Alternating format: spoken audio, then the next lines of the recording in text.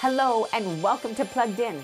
Did you know that April 22nd to 29th is National Organ and Tissue Donation Awareness Week? To celebrate this on our show, today we welcome Dr. David Landsberg, Medical Director of Transplant Services at BC Transplant. He's joining us to talk about the importance of organ donation and in particular to talk about what living kidney donation is all about. And April 15th to the 21st is National Volunteer Appreciation Week, and the Kidney Foundation volunteers rock. From Victoria to Whitehorse, 7,000 plus volunteers are the backbone of the BC Yukon branch, and we want to say a heartfelt thank you to each and every volunteer, because without you, we could not provide the level of support for kidney patients in BC and the Yukon. There's a lot to celebrate on this episode of Plugged In, so stay with us. Kidney disease is serious, and until there's a cure, the best available therapy for most with kidney failure is a kidney transplant. However, the need for organs far outweighs the supply. Wait times can be long, and people die waiting for a transplant. One of the ways to address this shortage, to close the gap, is through living kidney donation. Today we're going to explore and perhaps even demystify for some the topic of living kidney donation and transplantation. We're going to find out why living kidney donation is so important and often the best choice for kidney patients. We'll talk about how a kidney patient might go ahead getting a living kidney donor and what the process looks like. And from the donor's perspective, why would someone consider donating a kidney? Can anyone be a living donor? We'll look at what's involved and how one can find out more if they are considering living donation. And to talk about all of this, we have a very special guest on our show today, a leading expert on this topic, Dr. David Landsberg, Medical Director, Transplant Services, BC Transplant. So stay with us. You're not going to want to miss this interview. April 15th to the 21st is National Volunteer Appreciation Week across Canada. The BC and Yukon branch is 7,000 volunteers strong, with volunteers in communities across the province and territory who represent the Kidney Foundation in their communities. There are local chapters in all health authorities within BC and the Yukon. These chapters set up booths at local health fairs and other public events and provide the Kidney Foundation literature to the public. Chapter volunteers are on hand to answer questions, register people to be organ donors, and to promote the mission of the Kidney Foundation, which is to improve the lives of persons living with kidney disease. Kidney Foundation volunteers have opportunities to come together and share their passion, their ideas, and their commitment to helping make a positive change in the lives of persons living with kidney disease in BC and the Yukon. Thank you so much for joining us today, Dr. Landsberg. It's my pleasure. A transplant is a treatment, not a cure, but a transplant is most often the best choice for a dialysis patient. Can you talk about why that is? So you're right. For the majority of people, a kidney transplant is the best treatment. It's the best from many points of view. From a medical point of view, success rates are good, and actually even things like life expectancy are better with a transplant than they are with dialysis. As well, there's the whole quality of life. And so the freedom, the flexibility, the ability to travel. People usually feel stronger, they feel healthier, they're more able to live a normal life. And many people with a transplant live, a very normal life. You would never know that their neighbors, their friends would say they're just normal people. And so transplant, it gives somebody that, which you don't get from dialysis. However, it's not for everybody. There are some reasons why somebody should not get a transplant because it would be too dangerous, or there are situations where the outcome won't be good enough for us to recommend that as a therapy. Now maybe this is a good time to talk about the two types of donation. There's living kidney donation and there's deceased. Can you briefly describe the differences between the two? Yes, of course.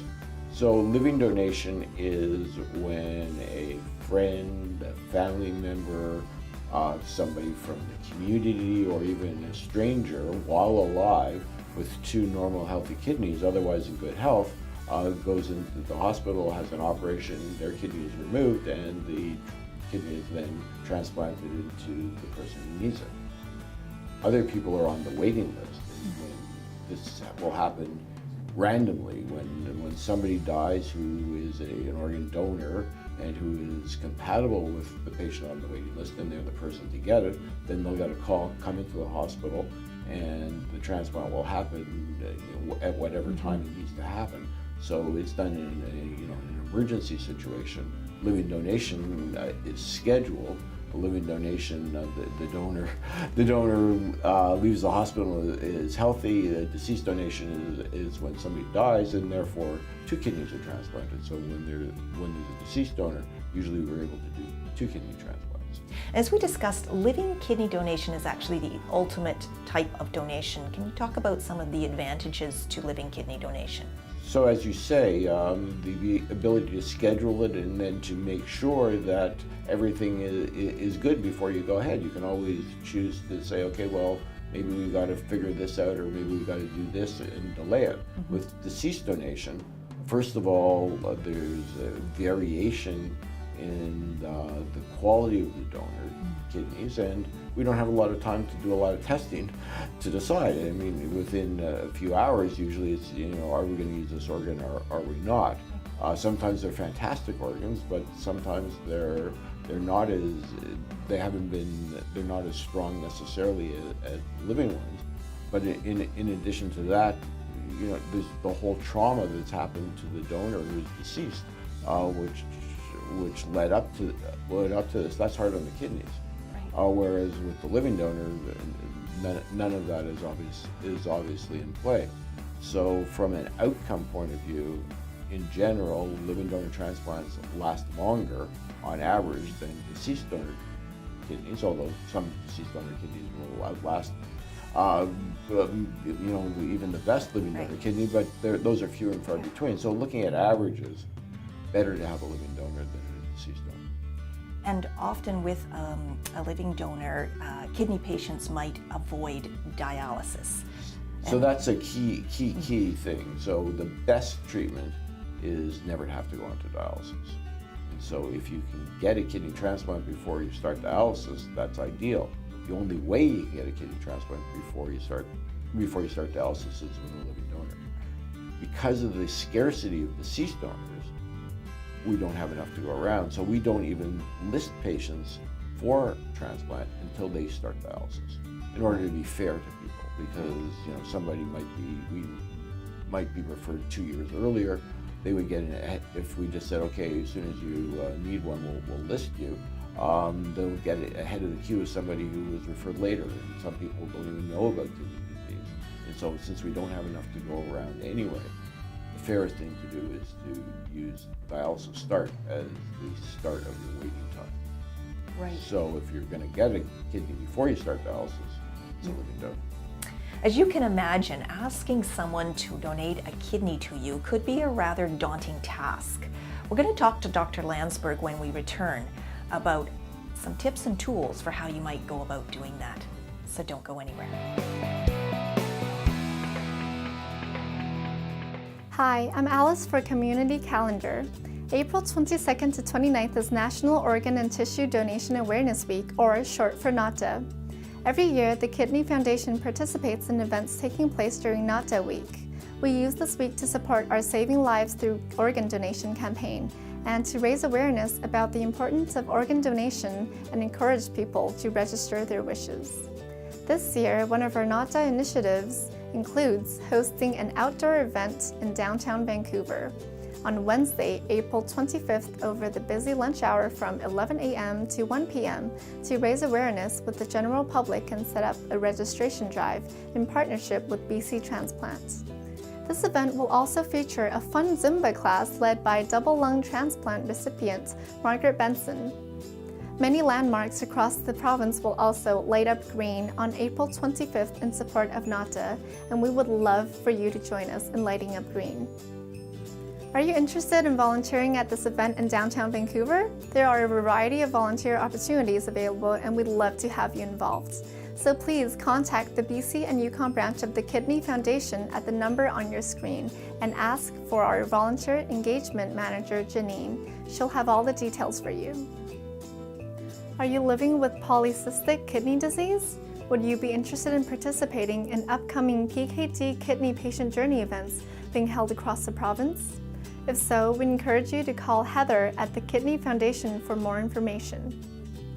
The 9th Annual Kidney March is taking place from September 7th to 9th. It's a 3-day, 100-kilometer walk from K-Country to Calgary. This year, over 400 marchers and crew will make the unforgettable 3 days, 100-kilometer walk from Kananaskis Country to Calgary. Marchers who participate in this unique and challenging event are drawn together because their lives have been impacted by kidney disease. The Kidney March is a fantastic event, so don't miss the opportunity to be part of it. Sign up as a marcher or crew member today. To register, go to kidneymarch.ca. The Kidney Foundation is an organization that supports patients living with kidney disease. If you know of an event that the kidney community should be aware of, we want to know. Get in touch with us via Twitter or let us know on our Facebook page. I'm Alice, and thanks for joining me for a community calendar on Plugged In. If you have kidney disease, receiving a transplant before you need to start dialysis is called a preemptive transplant. And that's what happened to Kate. When Kate first met Brian, she was living with kidney disease. They fell in love. And a few short years later, Brian not only gave Kate his heart, but his kidney too, as her living kidney donor. Today, Kate and Brian take us back to where this happily ever after love story first began. It was a number of years ago that we first met, but about 5 years ago we reconnected. Asked her out on a date and took her out to the Whitecaps game the next day, and ended up spending about 12 hours together. And since then we've been inseparable. We've done a whole lot of trips together, been down to the States, gone on trips with family, and then about 1.5 years ago we ended up getting married across the water from where we reconnected. When we first met Brian, because we knew each other for a number of years, of course, he knew that I was living with kidney disease. But of course, shortly after we started dating, it kind of came up that, at some point I would need a transplant. And so that was something that, was always kind of there, but I was fortunate at the time that I had stabilized for a handful of years and had been able to live generally a pretty normal life. I think our first part of our relationship was pretty non-medical busy, I guess would be the best way to put it. But shortly, about 1 year ago, unfortunately, my function started to decline. And so it came to light that I was going to need a transplant. And of course, the best kind of outcome that you can get from is having a living donor and trying to do it preemptively before needing dialysis. And I was getting close to needing it, so the time was then to get things started. And Brian, along with a handful of friends and family, also stepped forward, and which is, it's a hard question to ask. It's a big question to ask. Ask them to give a body part, and for me specifically, a kidney. For me, it was something I had thought about years ago. Before I even thought of asking her to marry me, it was a thought that I had to run through. What's going to happen? What am I going to do if she gets to the point of needing a transplant? And the thought of donating a kidney, the thought of surgery in general, is very scary. Kate's involved in a number of kidney programs within BC as well as across Canada. And I was lucky enough to be able to talk to a few different people. And through that, I was able to get their perspective, see what they went through, see their recovery, get a general overview of what being a donor means. My big question for everyone was, would you do it again? If you could. If you could. Which you can't. If you could, would you do it again? And every person that I spoke to with no doubt, no hesitation in their voice, absolutely stated, I would. And me being 6 months post-surgery now, I can definitely answer that question. Absolutely, I would donate again if I had the chance. Yeah, so, I guess for rewinding, clearly we're now kind of 6 months almost past our surgery date, but, when Brian went forward, there was there is quite a lengthy process, and, I think our process went almost as well as it could have, but, a few little hiccups here and there, but overall the process to finding a living donor, it's a really nerve-wracking time. I'm worrying about my health and where that's going to go. Was I going to need dialysis or not? And then Brian's going through the process, if I am a match, what does that mean? If I'm not a match, then there was the question of if he wasn't a match or someone else that was testing wasn't a match, would they be willing to go into the paired exchange program? Which of course is, they're not a match to the direct person, but could donate and start a chain across the country. And but we were just so fortunate that who knew the man I would marry would be a perfect enough match, both compatibility-wise as well as I guess kidney-wise, that my body would seem to accept it, and so far has done a very good job. And here I am now feeling way better than I was, 6 months ago when I walked into that hospital for that life-saving surgery. So what are your plans for the future? Well, Then eventually a family. Yes. For right now, enjoying things as they are. It's making sure that she stays healthy over the coming months and into the future. And as much as we want to start the family, I want to make sure that she's healthy and I have a great long life with her. happy.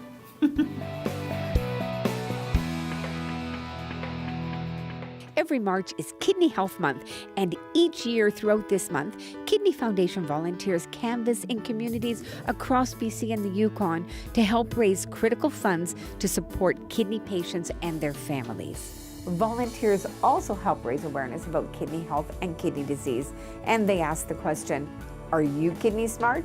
Kidney Foundation volunteers help to fundraise with grassroots initiatives in their communities. For example, in September and October, volunteers from across BC and the Yukon come together and participate in the Kidney Foundation's annual Kidney Walk campaign that raises funds for critical programs and services for kidney patients. 20 communities from Victoria to Prince George to Whitehorse have participants that lace up their shoes and walk for a good cause. Kidney Foundation volunteers lend their time and their talents by participating in high-profile events in their local communities, like festivals and parades. And of course, who doesn't like a parade? I just want to talk about how someone goes about getting a living kidney donor. I mean, I can imagine they would think about their family and their friends and their colleagues, but it seems, it's a big ask, and it seems like it could even be a difficult task. So how would someone go about starting that conversation? So a very important message is that people don't realize is that it's not like bone marrow transplant where the matching and the closeness of the match is critical. There's a degree of matching which has to occur. You need to be of a compatible blood group, and there needs to be a situation where the person who needs the kidney doesn't have any antibodies in their blood against the donor. If those two conditions are satisfied, then the degree of matching isn't that important. We can get away with less good matching because of our anti-rejection drugs. So flipping it around, as long as you're not incompatible, Right. then it's good enough. And so there are a lot of people out there with whom you're not incompatible, with whom you are actually compatible enough to get a kidney transplant. So sure, the best match would be if it's your brother, but even somebody who's unrelated to you, even a stranger, may be very well compatible with you. And so these days we've definitely seen less of an emphasis on family donations, less of an emphasis on siblings, more of an emphasis on friends, and even more extended relationships, work friends, even people who are through social media, who are friends, but are willing to do this. So the potential for donation, the people who will come forward, it always amazes me about who's, Well, there's anonymous donors too. Yeah, I mean, that is absolutely. what you're saying is the circle can be quite wide for people. That's looking. right. So I encourage people to consider a wide circle. It's true that probably your closer circle are the most likely ones to do it. But if you don't have anybody in your close circle who is able to do it, then it's a good idea to look more widely. Now, how do you ask somebody to do this? That's a whole other question. That's isn't a it? big, the big ask. It's a big ask, Yeah. and we feel very strongly that patients need to be educated and to raise awareness within them about safety of living donation, and then get tips actually, on how to make the ask. So we have printed material, we have sample letters. We'll work with somebody to devise a strategy of how they're going to reach their community, and it would be different things for different people. Even for some people, younger people, they communicate with their friends on social media. Social media might be the right answer. And kids can volunteer too. And the BC Yukon branch is very proud of a special group of 12 children who come together to help support other children living with kidney disease across BC and the Yukon, as well as those who may be waiting for a kidney transplant. The Kidney Kids crew are a passionate and dedicated group of children who perform at events and help raise awareness about kidney disease, and especially to let people know that kidney disease can affect anyone at any age. And the BC Yukon branch has a living donor mentorship program where a group of volunteer living kidney donors lend their time and share their experiences and answer questions to anyone who may contact us and be thinking about becoming a living donor.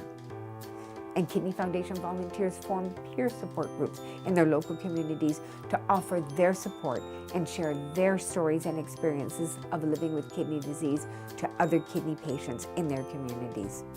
Volunteers like Dorothy from the Kamloops chapter.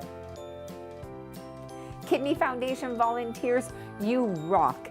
And not only during National Volunteer Appreciation Week, but every day of the year, the Kidney Foundation thanks you for your time, your effort, your expertise, your compassion, and your dedication to helping persons living with kidney disease across BC and the Yukon.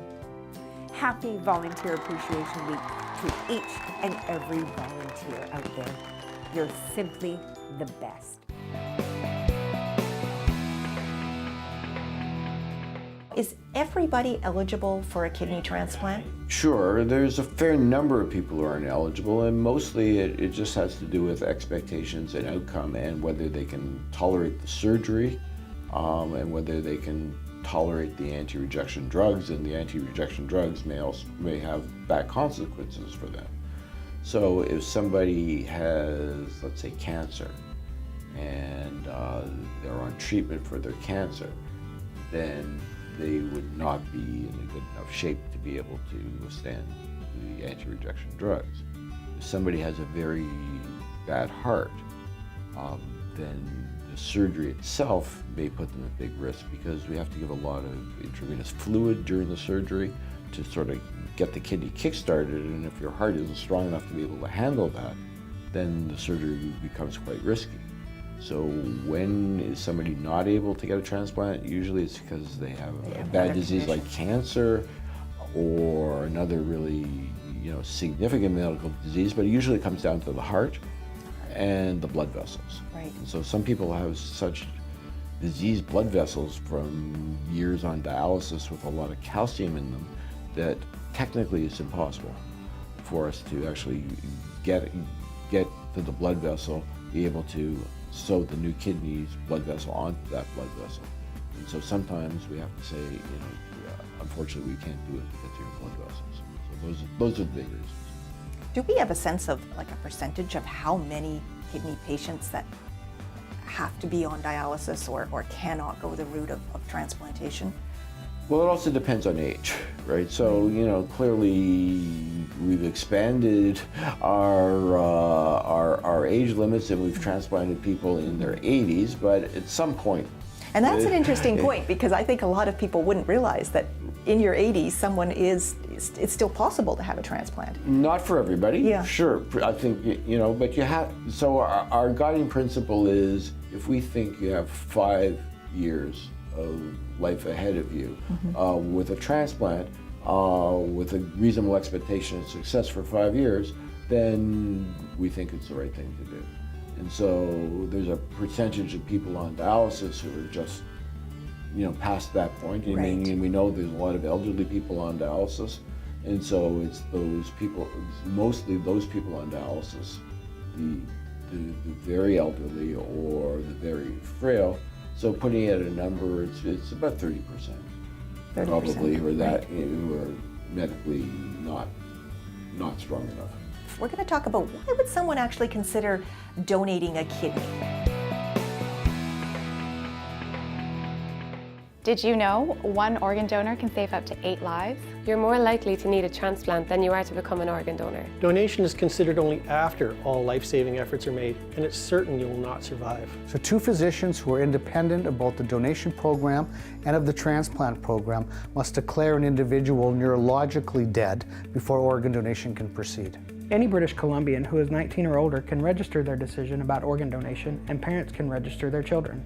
You only need to register your decision once. A decal on your driver's license or care card is no longer enough. Register or verify your decision about organ donation at transplant.bc.ca. And now you know. And now you know. And now you know. And now you know.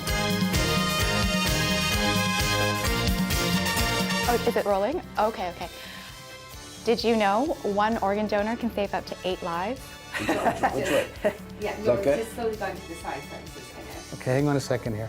Let me just adjust my glasses so I can actually read that. Okay, go ahead. The Kidney Foundation is an organization. Sorry. I got to take care of this good kidney because he'll give me a hard time if I don't. Register or verify your decision on organ donation. Sorry, about organ donation. Sorry. One sec. And now you know. And now you know. And now you know. And now you know.